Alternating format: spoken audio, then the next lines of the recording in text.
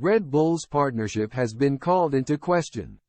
Ferrari have become the second team to raise concerns about Red Bull and AlphaTauri's partnership after Prancing Horses chief Fred Vasseur called for the FIA to police what the reigning F1 champions are doing with their sister team. Vasseur remains confident that the FIA will manage the co-ownership appropriately but admits he finds the situation very strange. "I think we have to police what the teams are doing with their junior teams. Which maybe isn't the right word," Vasseur said last week. "For me, it is not the right way because, for me, Toro Rosso, AlphaTauri, or Minardi, I don't know what is the next one.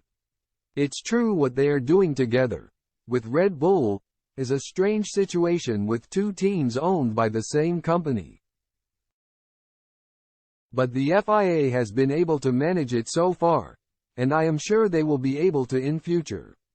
This comes after McLaren boss Zak Brown called for a ban on common ownership of F1 teams in an indirect attack on Red Bull. In an open letter, Brown wrote, "We should prioritize some of those rules that currently impact the impartiality between competitors. For example, most other major sports prohibit the ownership of two teams within the same league because of the obvious potential damage that it does to competition. It's an unhealthy situation because it impacts decisions made both on and off the track. Whether it's a case of having access to more data, sharing components or personnel, or even having influence over a strategic vote, it's not in the spirit of the regulations. It's important to stand up for independence, competition and fairness, and I'd like to see changes in the regulations to ensure that in future, they stop influence spreading from one team to another through strategic alliances and especially through ownership.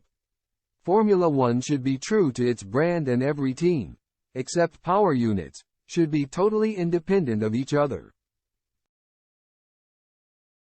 I believe Formula One fans universally believe in fairness in competition and a level playing field, and would reject any actions that compromise the true spirit of competition within Formula One.